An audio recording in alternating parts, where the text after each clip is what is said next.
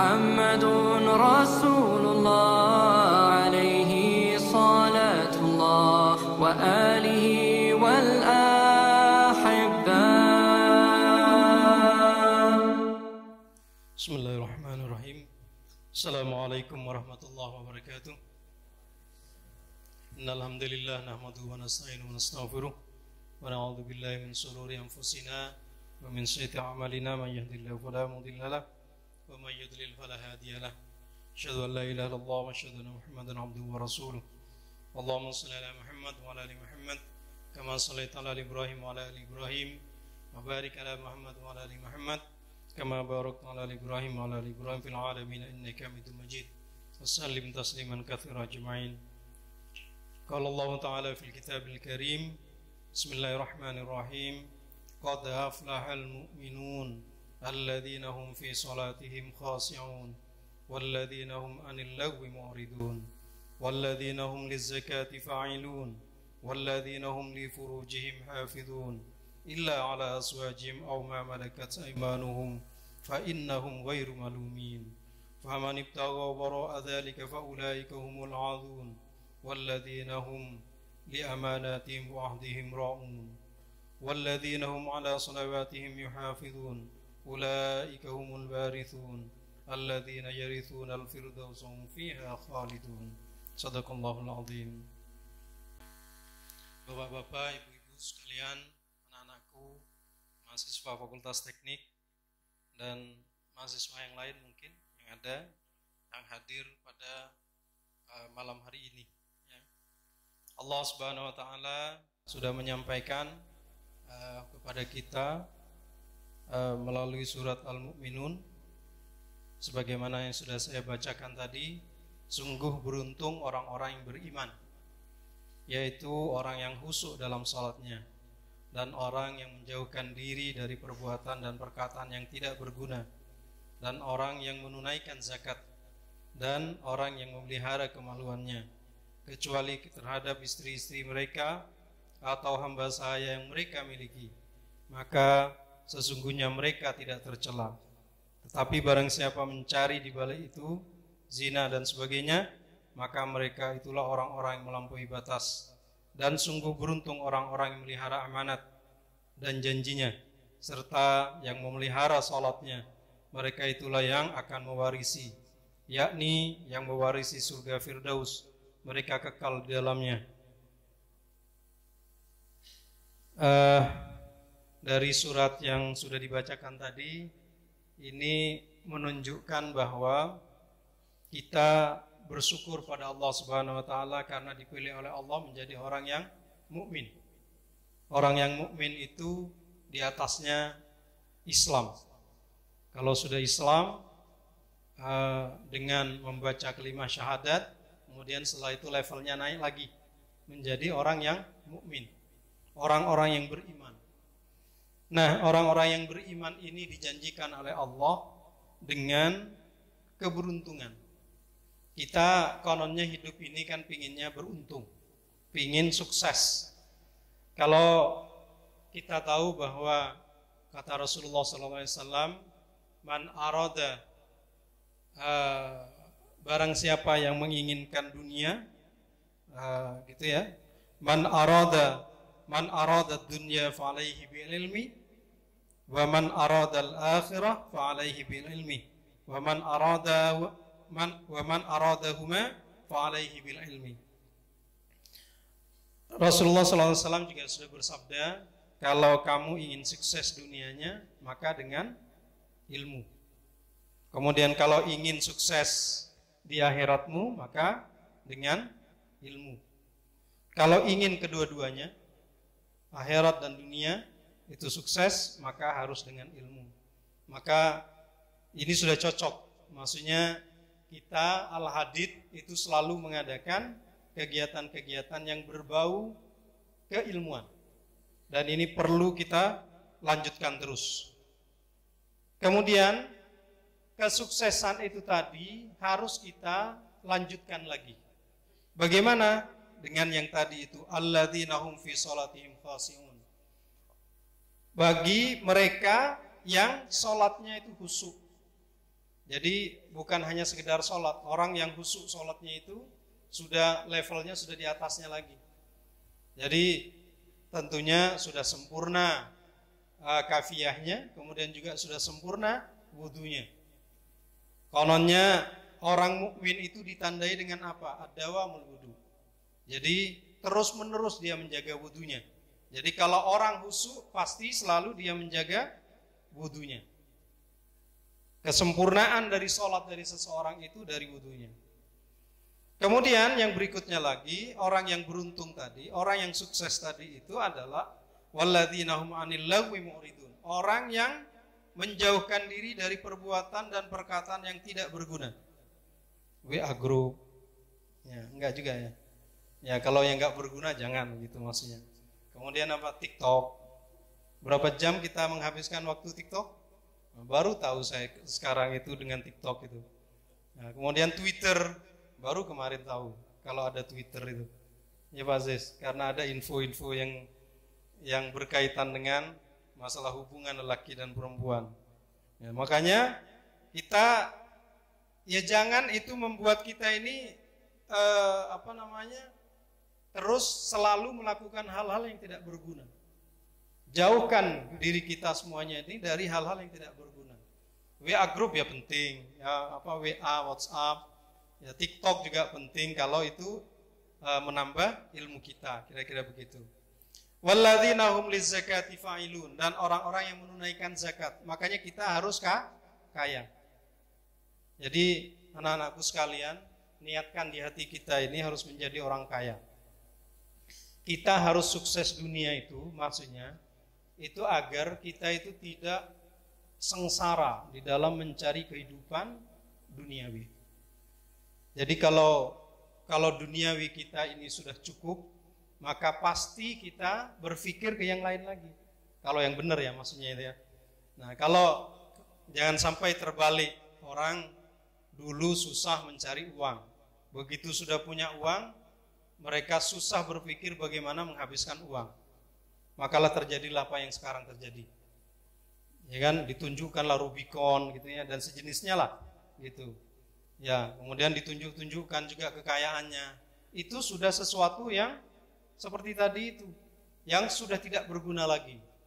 Makanya maksudnya kita perlu menjadi orang kaya itu, kita perlu untuk bisa melakukan kebaikan yang lainnya lagi. Kita bisa memberikan sedekah, kita bisa menyekolahkan anak-anak yang tidak mampu misalkan dan seterusnya.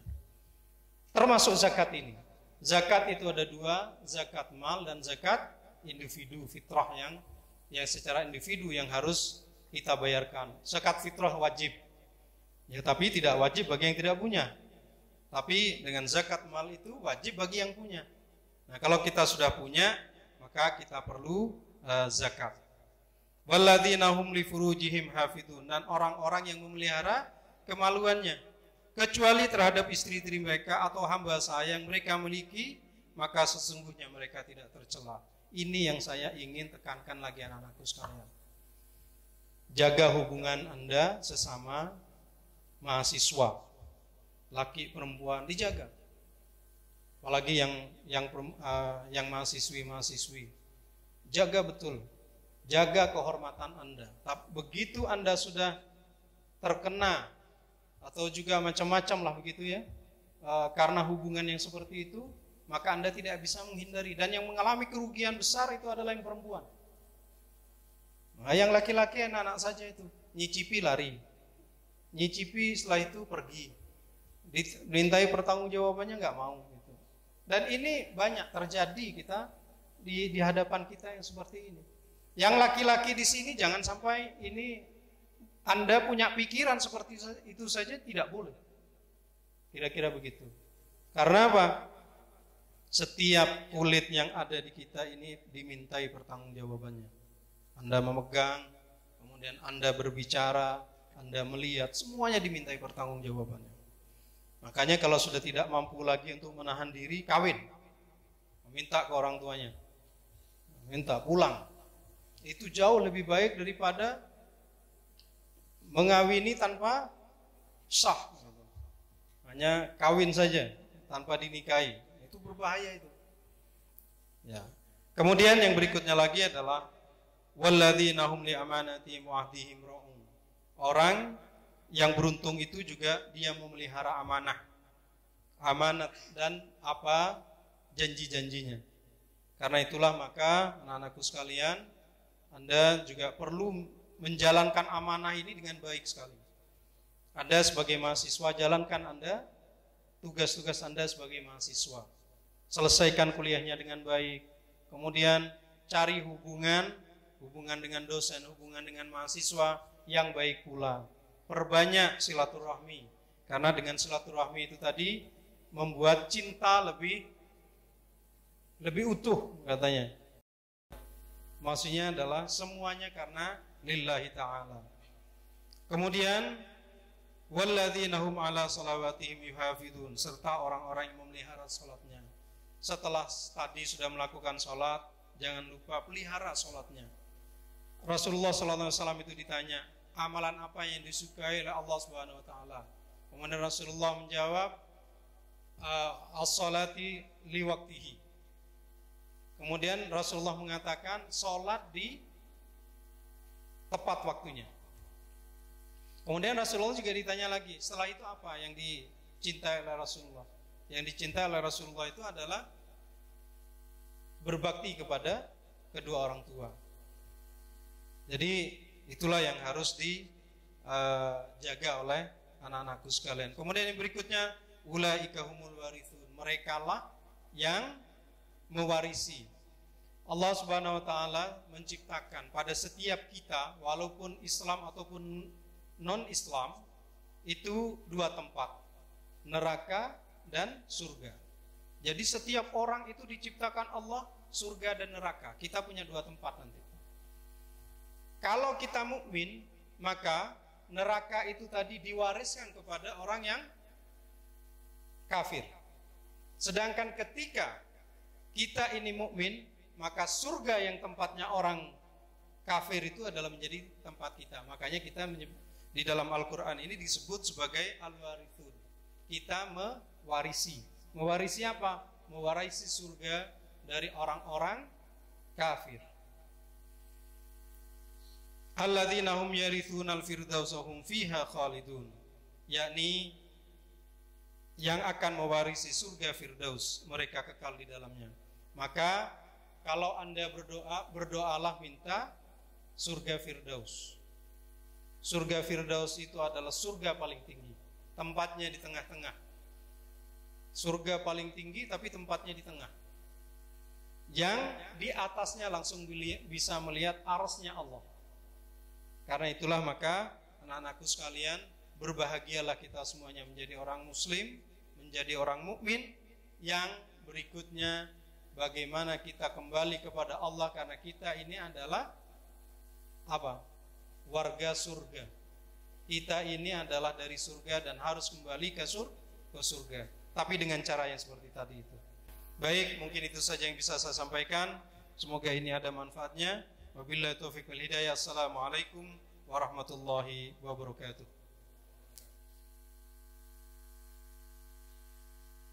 Karena tadi diingatkan oleh Bapak Takmir, karena rangkaian dari kegiatan kita ini banyak. Lomba apa? Lomba adzan ada ya. Kemudian lomba mengaji juga ada. Takjil disediakan selama berapa jam? 20 hari. 15 hari atau 20 hari? 15 hari. Dan semua kegiatan yang berkaitan dengan Ramadan ini di masjid kita Al-Hadid dengan ini dinyatakan dimulai. Bismillahirrahmanirrahim. Assalamualaikum warahmatullahi wabarakatuh. La ilaha illallah Muhammadun Rasulullah alaihi salatullah wa alihi wal ahibba.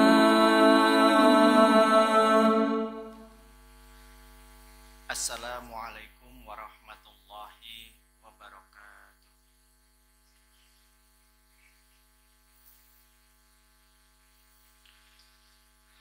Innal hamdalillah nahmaduhu wa nasta'inuhu wa nastaghfiruh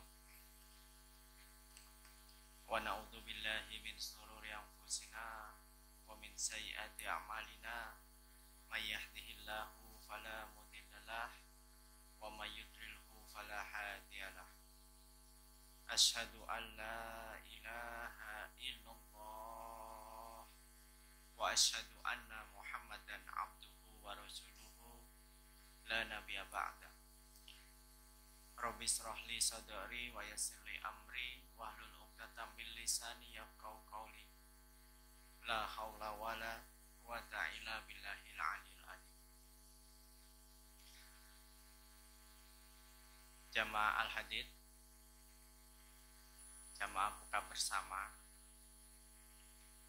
Alhamdulillah, pada hari ini Allah masih memberikan kita kesempatan untuk memasuki masjid ini, berada di sini bersama teman-teman kita, bersama orang-orang yang tiap hari mungkin berada di kelas dengan kita, ya. Dan insya Allah kita masih diberikan kesehatan oleh Allah Subhanahu Wa Taala. Sedangkan kita tahu, ya, 2-3 tahun yang lalu itu teman-teman kita, mungkin keluarganya, ya, itu masih bersama kita 1 tahun yang lalu mungkin, dan sekarang kami tidak tahu kenapa sekarang ada muslim Ramadan ini merupakan suatu kesempatan yang bagi kita semua untuk memperbaiki diri. Jamaah yang dimuliakan Allah, masjid yang berada ini tentu tidak langsung mengangkat seperti ini. 22 tahun yang lalu. Ini adalah musola yang kecil namanya Al-Hadid. Ini saksinya ada saya, ada Pak Rudi itu di sebelah kanan. Itu sangat tahu sekali bagaimana suasana Al-Hadid pada waktu itu. Kalau kita memejamkan mata 1 menit saja, kita sudah bisa membayangkan bagaimana sesaknya musola Al-Hadid pada waktu itu, dengan kondisi yang sangat-sangat sederhana, tapi alhamdulillah antusias dari mahasiswa teknik untuk buka di Al-Hadid itu sangat besar sekali. Dan alhamdulillah sekarang kita difasilitasi, ya, adik-adik, lebih banyak lagi makanan yang disiapkan oleh panitia, dan insya Allah hari ini pertama kali. Jadi ini adalah pembukaan program Ramadan Al-Hadid yang secara resmi nanti malam akan dibuka oleh Bapak Dekan. Namun insya Allah adik-adik setiap sore Takmir Al-Hadid akan menyiapkan makanan, ya, takjil, iftar, juga makan. Tapi tolong adik-adik ngambil kupon. Kenapa kok pakai kupon, Pak? Ya, supaya yang duluan itu dapat, gitu ya. Takutnya nanti yang duluan masuk, kalau nggak pakai kupon, yang keluar duluan itu dapat makan, yang terakhir keluar nggak dapat. Jadi itu mungkin yang bisa kita coba untuk atur, gitu ya, supaya adik-adik nyaman, gitu ya. Artinya kalau adik-adik mau setelah sholat maghrib pikir agak lama, tidak takut tidak dapat makan. Nah, pada sore hari ini para jamaah semua, saya mengambil tema atau judul hamba yang dikenal penduduk langit. Penduduk langit itu bukan astronot, gitu ya, atau bukan makhluk planet. Penduduk langit itu adalah dalam kamus kita orang Muslim, gitu ya, itu ada, kalau kita berdoa, ya, itu ada penduduk dunia dan penduduk langit. Kita mengartikan penduduk langit itu berarti ada sesuatu alam di sana yang dia mungkin kita tidak bisa mencapainya, tapi itu ada. Ya, ada para malaikat, ya, para arwah. Yang jelas dalam Al-Quran pun disampaikan bahwa Allah itu berada di atas langit ketujuh, Arsy. Hari ini kita sudah melakukan puasa insya Allah hari ke-5 ya. Nanti malam kita terawih ke-6. Kamis, Jumat, Sabtu, Minggu, Senin. Jadi seperti itu. Seperti tadi disampaikan oleh tilawah ya.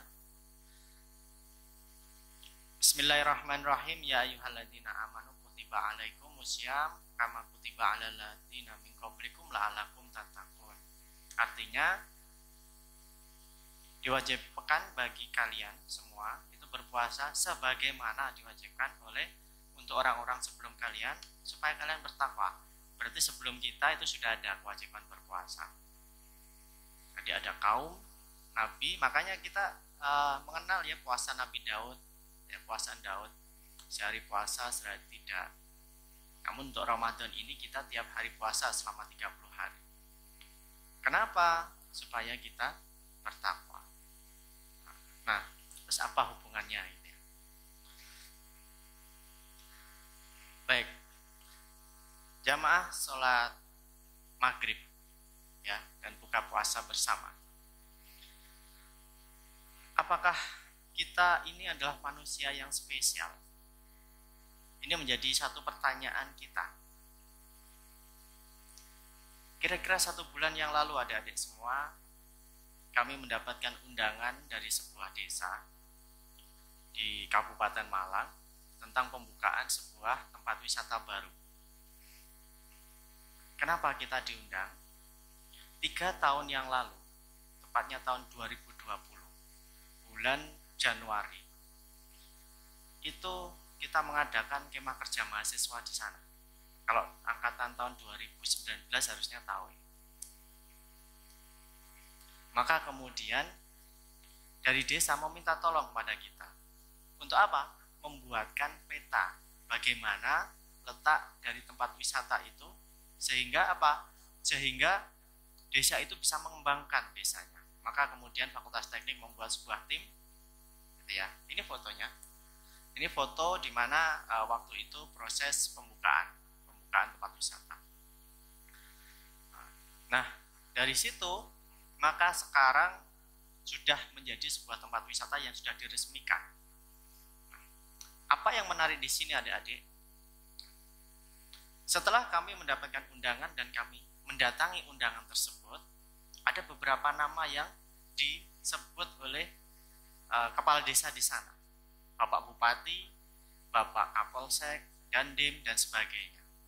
Bahkan dosen-dosen dari UB mendapatkan tempat yang luar biasa. Jadi kami dipersilahkan makan satu tempat dengan Bapak Bupati, Bapak Dandim, dan Bapak Kapolsek, Kapolresta, dan Kepala Kejaksaan waktu itu. Pertanyaannya adalah kenapa? Kenapa kemudian kita diberikan tempat yang mungkin banyak orang waktu itu yang datang ya, mungkin ratusan bahkan ribuan, itu tidak mendapatkan tempat yang sama. Nah, ini menjadi pertanyaan yang nanti ada hubungannya dengan tema pada waktu ini atau tema pada hari ini. Dalam surat Muhammad ayat 7, Allah itu sudah berfirman pada kita. Bismillahirrahmanirrahim. Ya ayyuhalladzina amanu ista'inu bisabri. Ya ayyuhalladzina amanu in tansurullaha yansurkum wa yusabbit aqdamakum.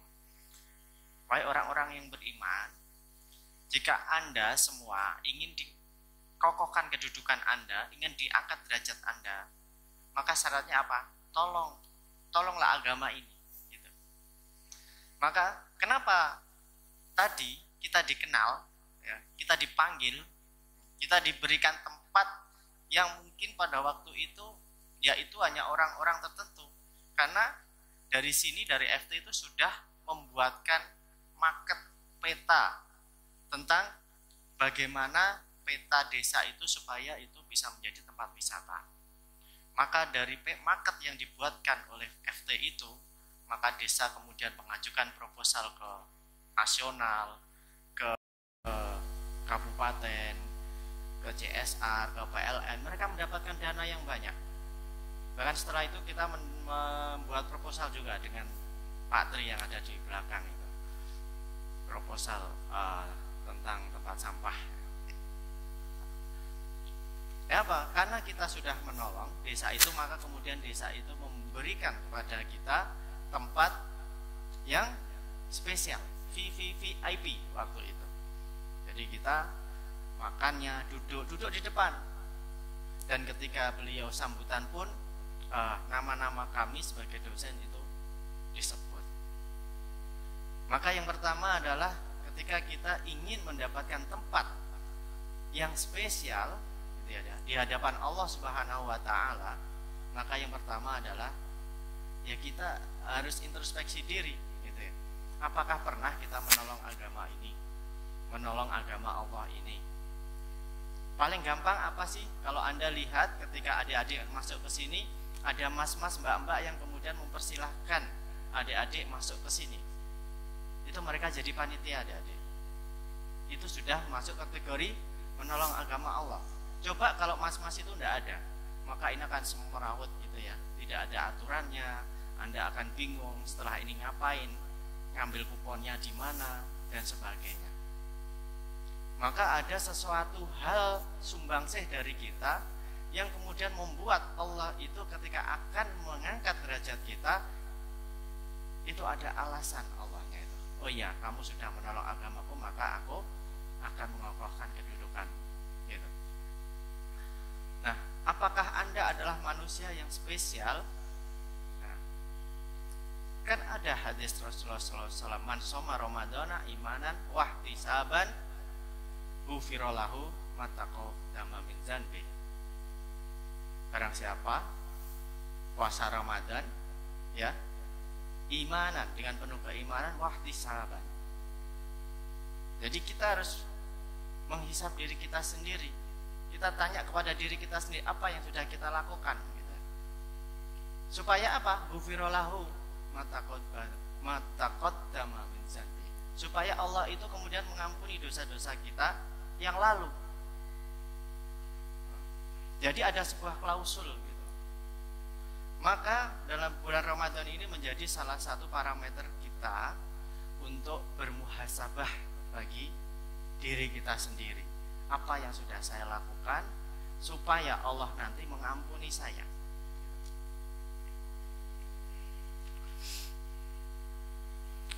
Jadi hadis riwayat Bukhari, Muslim, aku mendengar baginda Rasulullah SAW bersabda, sesungguhnya umatku dipanggil pada hari kiamat dalam keadaan ghurran muhajjalin, wajahnya bercahaya dan bersinar, karena bekas berwudu, dan barang siapa yang mampu memanjangkan ghurra hendaknya melakukannya.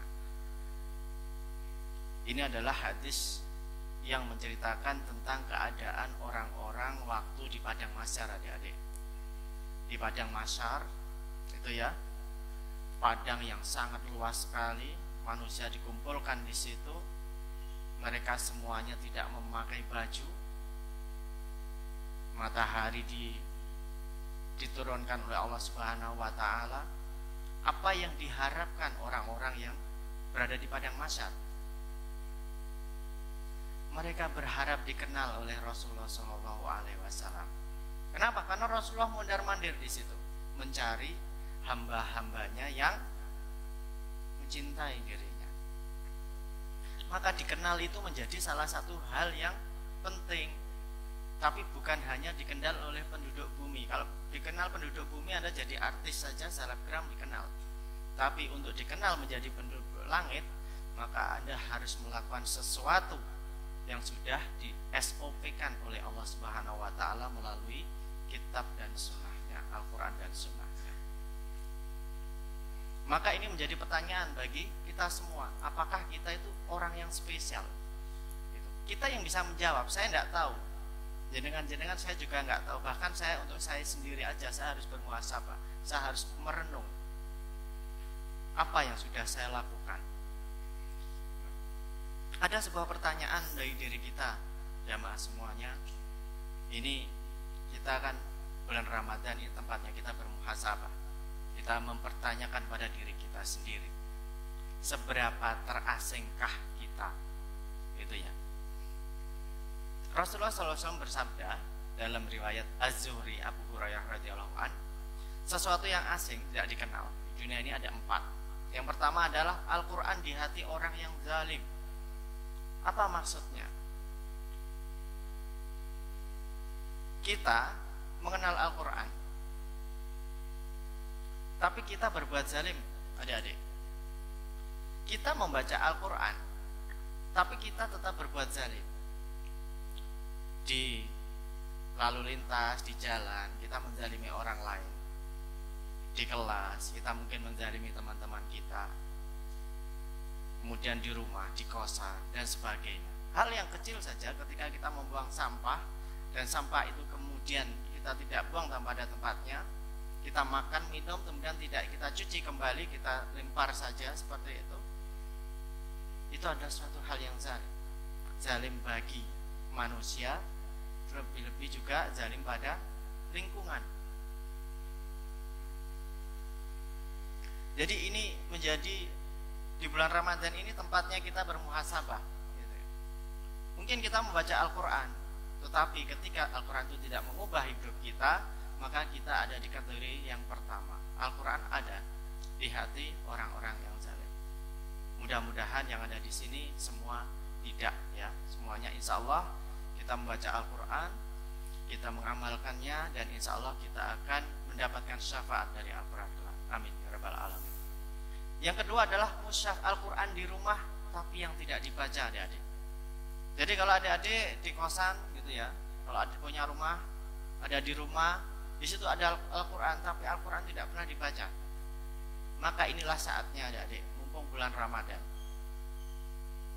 Pak, sudah ada aplikasi, monggo. Alhamdulillah sekarang dengan ajaran teknologi, dimanapun Anda membawa Al-Quran di HP Anda. Pertanyaannya, lama mana ketika Anda bermain game atau bermedia sosial dengan membuka Al-Quran Anda? Sudah, bermuhasabah saja, Anda tidak perlu menjawabnya. Mushaf Al-Quran di rumah yang tidak dibaca. Jadi bagi kepala keluarga yang ada di sini, maka Anda harus menjadi salah satu pedoman Anda semua. Jangan sampai kemudian ada Al-Quran di rumah Anda yang kemudian Anda biarkan berdebu dan tidak Anda baca. Kalau bisa malah dibaca bersama-sama dengan anak-anak. Baik, yang ketiga adalah masjid di daerah orang-orang yang tidak sholat di dalamnya.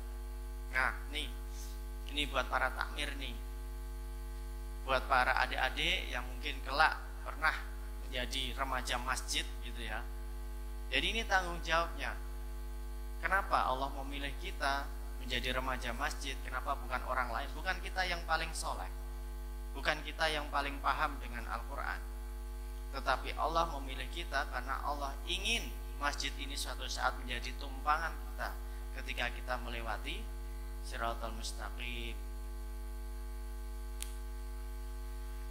Kalau dari langit, adik-adik, masjid ini dipandang sebagai cahaya. Kalau kita melihat bintang, kita melihat bintang-bintang bercahaya. Tapi penduduk langit melihat dunia, melihat bumi ini, cahaya itu berasal dari masjid. Cahaya yang terbesar dari mana? Dari Masjidil Haram. Itu pusat cahaya yang ada di bumi. Masjid yang bagaimana yang cahayanya terang? Masjid yang banyak disebut nama Allah di dalamnya, banyak dipakai sholat, pakai zikir, pakai kegiatan, kajian seperti ini. Dan alhamdulillah, ya, Masjid Al-Hadid ini ada orang-orang yang mau mengurusi, ya. Ada orang-orang yang masih mau mengurusi. Dan alhamdulillah terima kasih kepada Al-Hadid juga, LSO Al-Hadid yang mau, gitu ya, di Ramadan ini. Ayo, yang mau silakan maju adik-adik. Kasihan teman-teman yang mau masuk. Nah, ini bagian dari memberikan keleluasaan pada yang lainnya, ya.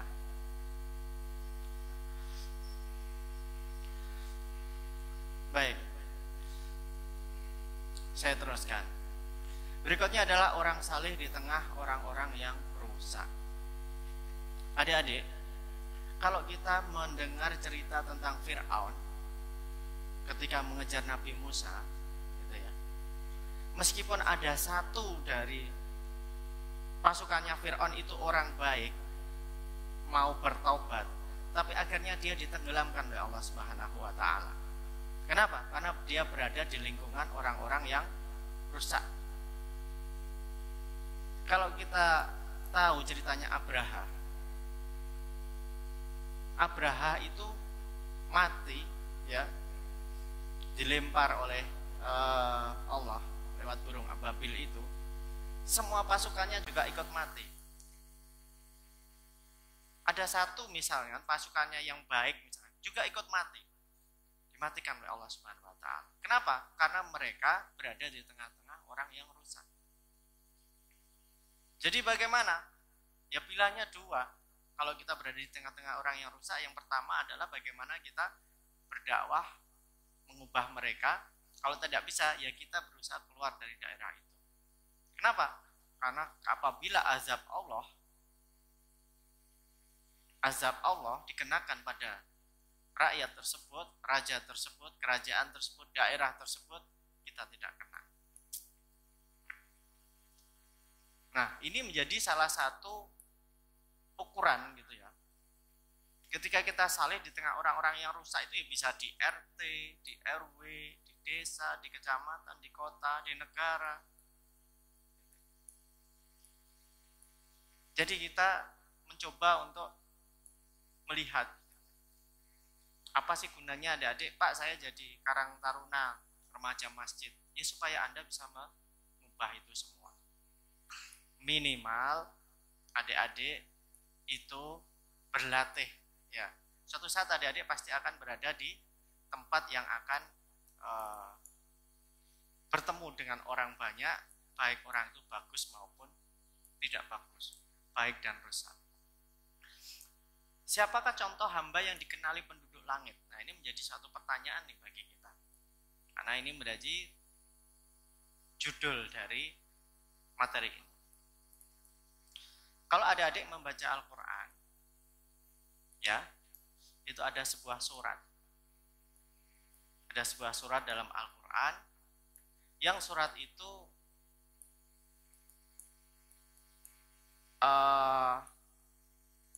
disebut, dan dia bukan seorang nabi, dia orang biasa, tapi kemudian Allah menyebutkan bahwa dia adalah orang yang diberi hikmah, yaitu surat Luqman. Siapa Luqman? Itu ya. Bismillahirrahmanirrahim. Walaqad a'tayna Luqmanal hikmata 'an yashkur lillah wa may yashkur fa innama yashkuru li nafsihi wa man kafara fa innallaha ghaniyyun hamid. Walaqad a'tayna Luqmanal hikmah, kata Allah. Jadi Allah memberikan hikmah. Dan sesungguhnya kami berikan hikmah kepada Luqman. Bersyukurlah kepada Allah, dan barang siapa yang bersyukur, maka sesungguhnya ia bersyukur untuk dirinya sendiri, dan barang siapa yang tidak bersyukur, maka sesungguhnya Allah Maha Kaya lagi Maha Terpuji. Maka pertanyaannya adalah, siapakah Luqman itu? Kenapa Allah itu sampai kemudian meninggikan namanya, dijadikan satu ayat, satu surat di dalam Al-Quran? Luqmanul Hakim, bukan Luqman yang kuliah di sini ya, Luqmanul Hakim. Jadi beliau hidup pada zaman Nabi Daud. Ya, jadi beberapa riwayat beliau hidup di zaman Nabi Daud. Beliau adalah orang yang berkulit hitam, tubuhnya pendek, rambutnya keriting, gitu ya. Jadi di dunia ini ada tiga manusia yang berkulit hitam yang dimuliakan oleh Allah Subhanahu wa Ta'ala. Yang pertama ini satu, Luqmanul Hakim. Saking mulianya dia, Allah kemudian membuat semua muslim yang ada di seluruh dunia ini harus mengingat namanya. Bayangkan. Surat Luqman. Kenapa beliau mulia? Dia ini diberikan sama Allah. Kami berikan hikmah kepada Luqman. Apa itu hikmah? Hikmah adalah perkataan yang kemudian akan memberikan kebaikan bagi orang. Ketika ia ngomong, orang itu mengatakan, oh iya ya, itu suatu kebaikan. Dan itu diingat oleh orang, dan itu akan dikatakan ulang oleh orang-orang. Kenapa? Saking baiknya itu, nasihat itu. Maka benar ketika di surat Al-Asr dikatakan Bismillahirrahmanirrahim, wal asri innal insana lafi husrin illa ladzina amanu wa amilus solihati wattawasau bil haq wattawasau bis sabr. Kita menasihati sesuatu yang benar. Menasihati untuk kesabaran dan kebenaran. Nah, itu hikmah. Kita berkata-kata sesuatu yang mengandung hikmah. Jadi Luqman itu ketika berkata-kata, beliau itu pasti mengandung hikmah. Karena itu kemudian beliau itu dicatat oleh Allah namanya dalam Al-Quran. Bahkan kata-katanya Luqman itu kemudian disador dalam Al-Quran. Luar biasa. Dia seorang kulit hitam. Ada 3 kulit hitam yang kemudian diabadikan oleh Allah. Yang pertama Luqmanul Hakim, yang kedua Bilal bin Rabah, yang ketiga Raja Najasyi, Raja Ethiopia. Beliau adalah raja yang adil. Saking adilnya kemudian Nabi Muhammad Rasulullah SAW menyuruh sahabatnya itu hijrah sana ke Ethiopia sana. Kenapa? Saking adilnya si raja ini. Dan kemudian diabadikan. Emang apa gitu ya? Kenapa kemudian Luqman itu kemudian menjadi orang yang diberikan hikmah oleh Allah Subhanahu wa taala dan sampai diabadikan oleh Allah dan dikenal penduduk langit gitu ya. Yang pertama adalah suatu saat Luqman itu ditanyain oleh tangganya waktu itu.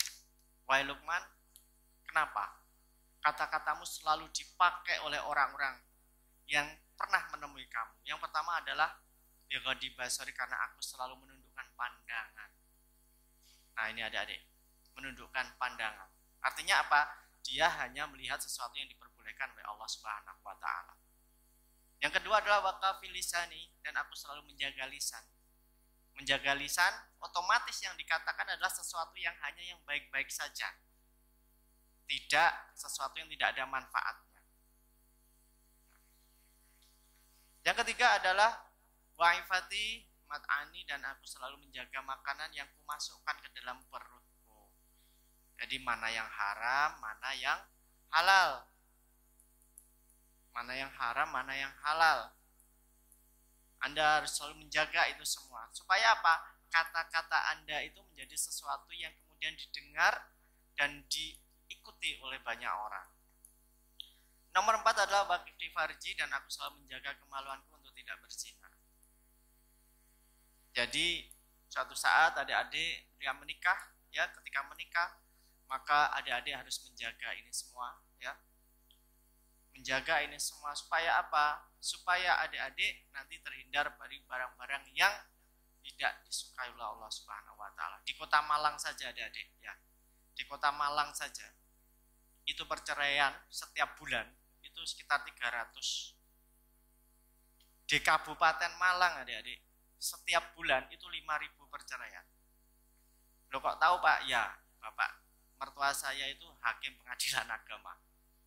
Om saya itu panitera. Jadi saya tahu segitu besarnya perceraian. Gara-gara apa? Sebagian besar karena perselingkuhan. Jadi sudah punya istri, kemudian dia selingkuh. Dan ini adalah kondisi real yang ada di sini, di Kota Malang.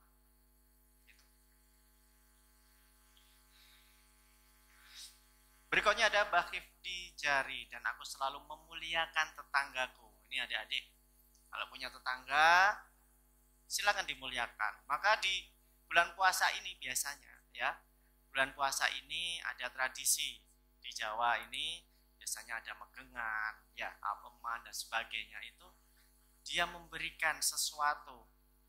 Sebagai apa sih? Sebagai rasa bahwa ingin membagikan rezeki kepada tetangga. Dia memasak, dia rela untuk bersusah-susah memasak, membuat makanan, dikasihkan tetangganya. Kalau adik-adik kos, ya tetangga kos, ya.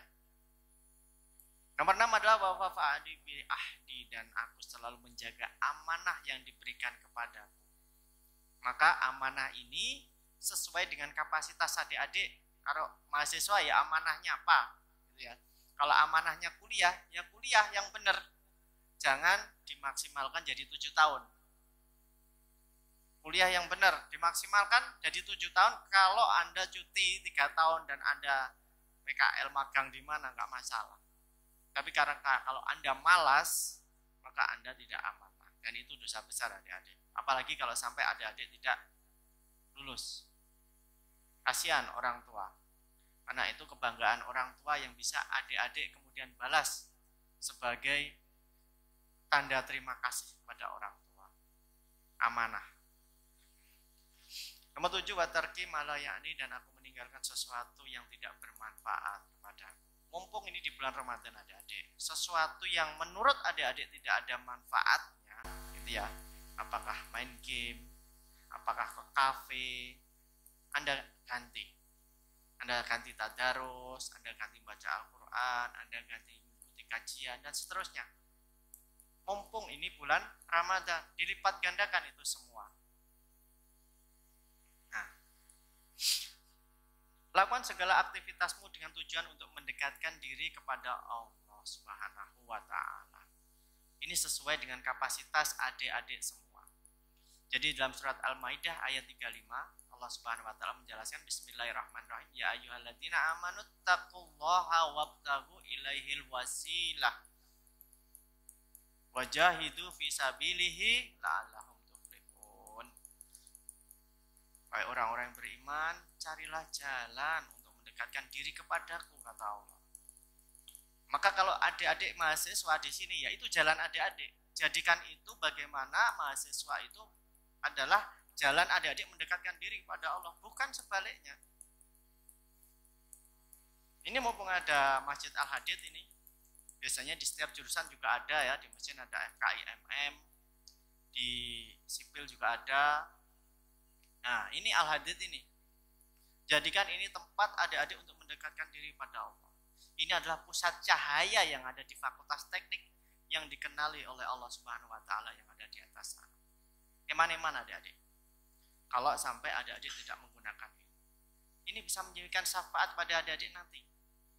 Ya. Masjid. Mungkin ini barang menurut kita ini adalah barang mati. Tapi tidak tahukah adik-adik bahwa di setiap sudut di masjid ini ada malaikat yang mencatat adik-adik. Carilah wasilah jalan untuk mendekatkan diri kepada. Kalau saya dosen, ya saya biasanya kalau ada mahasiswa datang ke saya, apalagi mahasiswa yang bermasalah gitu ya, IPK-nya kurang gitu, dan saya tanya dia adalah muslim, biasanya saya tanya bagaimana dengan sholatmu, bagaimana dengan ibadahmu. Karena apa? Biasanya ada korelasinya itu adik-adik. Kalau Anda malas semuanya, malas sholat, malas belajar, malas macam-macam. Nah, seperti itu. Apapun, meskipun Anda menjadi seorang bekerja di alat berat misalnya ya, apa yang bisa Anda lakukan? Anda bisa bekerja dengan berzikir, Anda bisa belajar dengan berzikir, hal yang sangat-sangat ringan ya. Ibnu Qayyim Al-Jauziyah rahimahullah pernah berkata, sungguh benar-benar akan ada seseorang hamba yang datang pada hari kiamat dengan amal-amal keburukan yang besarnya seperti gunung-gunung. Lalu dia dapati lisannya telah meluluh lantahkan dengan banyaknya berzikir kepada Allah. Zikir adik-adik. Subhanallah walhamdulillah wa la ilaha illallah wallahu akbar. Adik-adik bisa zikir astagfirullahaladzim, astagfirullahaladzim. Dah ringan. Atau salawat. Allahumma sholli ala Sayyidina Muhammad wa ala ali Sayyidina Muhammad. Afdalul dzikri fa'lam annahu la ilaha illallah. Zikir yang utama itu la ilaha illallah. Ringan. Anak saya yang masih belum 2 tahun itu ya. Ya alhamdulillah beliau itu meskipun belum 2 tahun setiap ingat gitu ya. La ilaha illallah, la ilaha illallah gitu. Sampai saya tuh ya alhamdulillah gitu. Itu yang ngajarin mertua gitu ya. Karena ketika ada zikir beliau, anak saya itu selalu dijak gitu. Meskipun dia lari-lari ke sana sini tapi beliau mendengarkan, anak saya mendengarkan. Jadi setiap ingat gitu, begitu ada azan dia langsung la ilaha illallah, la ilaha illallah, seperti itu. Nah, apalagi gitu. Allah Subhanahu wa taala dalam ayat yang ada hubungannya dengan yang dibaca oleh tadi tilawah tadi ya. Bismillahirrahmanirrahim. Wa idza sa'alaka ibadi anni fa inni qarib ujibu da'wata da'i idza da'an falyastajibu li wal yu'minu bi la'allahum yarshudun.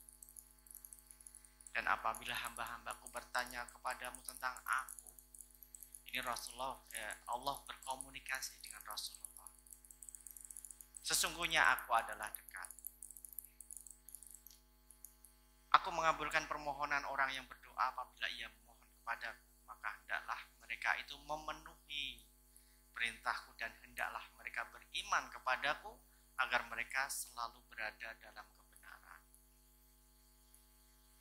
Adik-adik berdoa, kita memohon sama Allah, itu berarti ada sesuatu aktif yang kita lakukan. Apa itu? Hendaklah mereka menaati perintahku, kata Allah. Maka jangan berbuat sesuatu yang salah. Maka benar tadi ada Al-Quran di dalam jiwa seseorang, tapi kalau seseorangnya berlaku sesuatu yang salah, maka itu akan menjadi terasing Al-Qurannya. Seakan Al-Quran itu tidak menyatu dalam dirinya.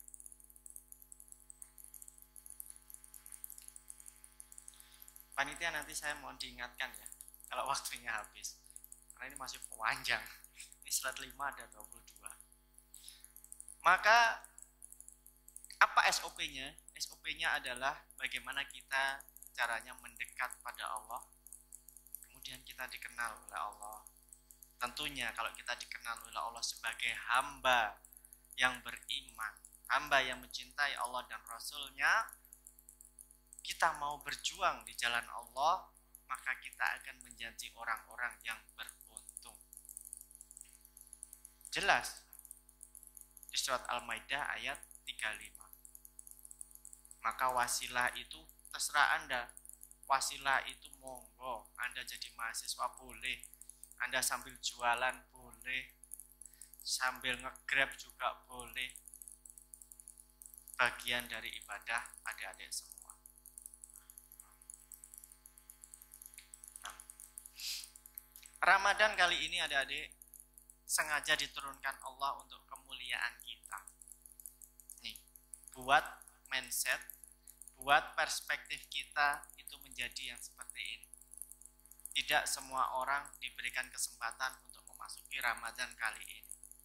Ingat itu. Ada teman kita yang kemarin kecelakaan ya di sana, ada PWK, ada lagi yang meninggal. Artinya apa? Ternyata tidak semua orang diberi kesempatan ini. Ada adik itu salah satu yang kemudian dimasukkan ke Ramadan. Tentu ada maksudnya. Allah itu ada maksudnya. Allah itu memberi umur itu tentu ada maksudnya.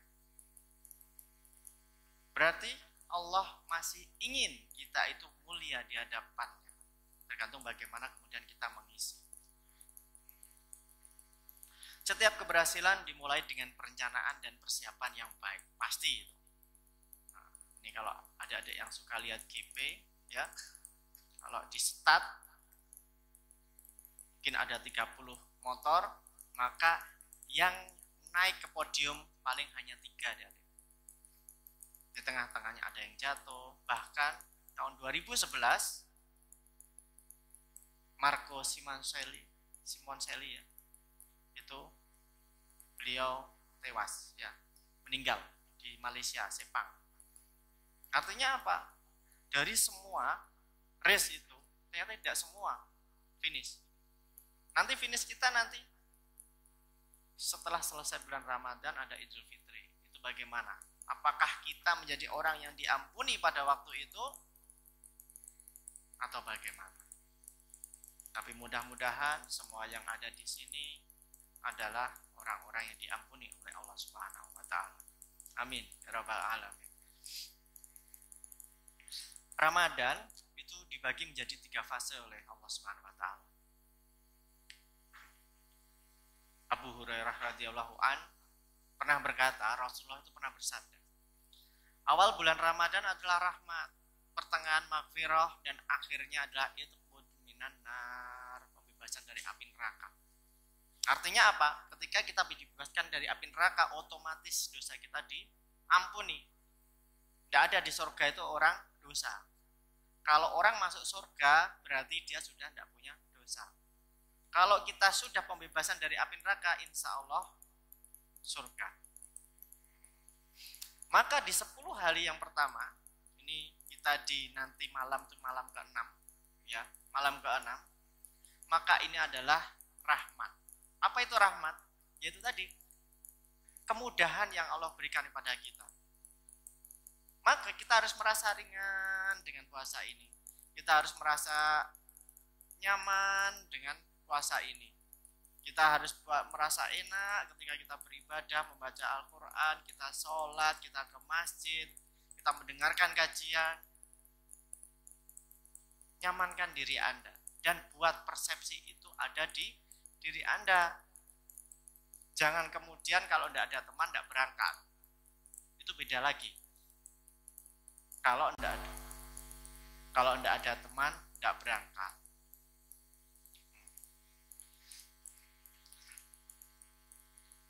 Allah Subhanahu wa taala memerintahkan kita supaya berlomba mengerjakan kebaikan, terutama di bulan Ramadan. Bismillahirrahmanirrahim. Kalau ayatnya wasyari'u ila magfiratin min rabbikum wa jannatin arduha samawati wal ardh.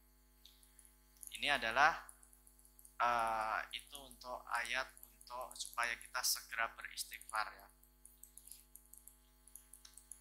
Kalau yang ini adalah bagaimana kita ketika mengerjakan suatu kebaikan yang kecil, meskipun itu sepele bagi kita, ya, hanya membagi kupon di belakang, ya, itu insya Allah Allah akan mencatatnya dengan sesuatu yang mungkin kita tidak menyadarinya. Hal itu akan membuat kita masuk surganya Allah Subhanahu wa taala.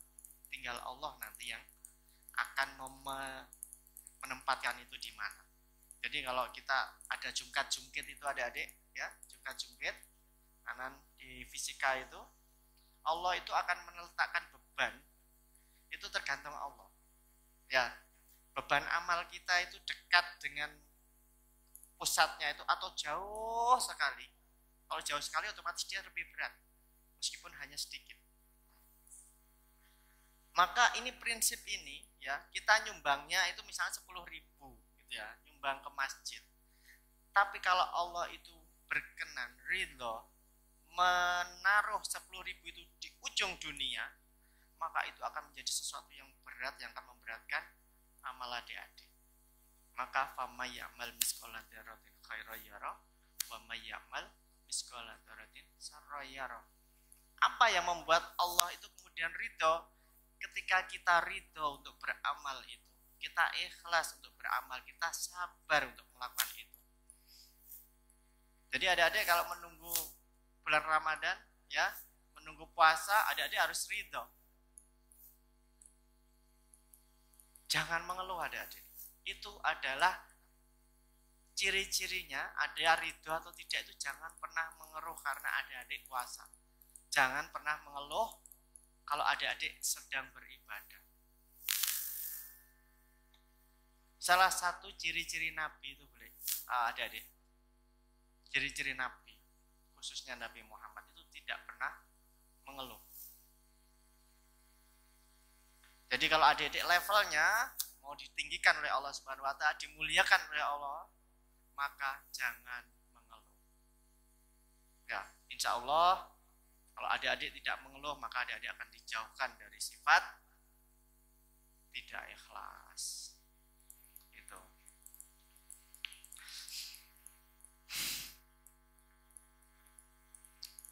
Tugas kita adalah bagaimana kita beradaptasi baik secara jasmani dan rohani, adik-adik. Jasmani, dari jasmani fisik kita, rohani adalah kesadaran kita, kesabaran kita, keikhlasan kita.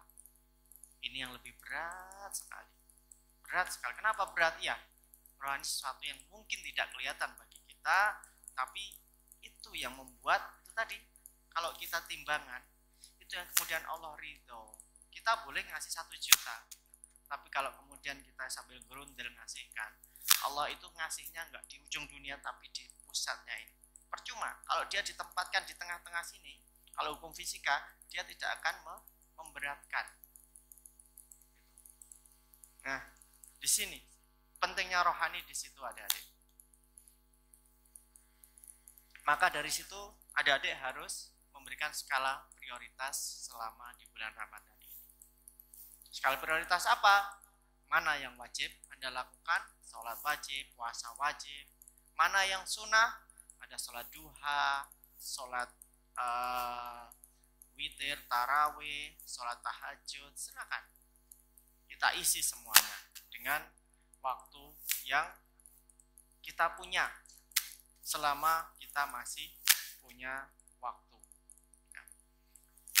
Mubah ya hanya sekali-kali aja. Kalau bisa, kalau kita bisa mengerjakan yang sunnah, kita kerjakan yang sunnah. Makruh, haram, kita tinggalkan. Masih ada, Mas? Oh, sudah. Baik, adik-adik, karena waktunya sudah habis, insya Allah mudah-mudahan sedikit yang saya sampaikan ini bisa memberi manfaat, kebaikan bagi kita semua, bagi menjadi ilmu yang bermanfaat bagi saya dan juga adik-adik semua. Kurang lebihnya saya mohon maaf. Billahi taufiq wal hidayah. Assalamualaikum warahmatullahi wabarakatuh. La ilaha illallah Muhammadun Rasul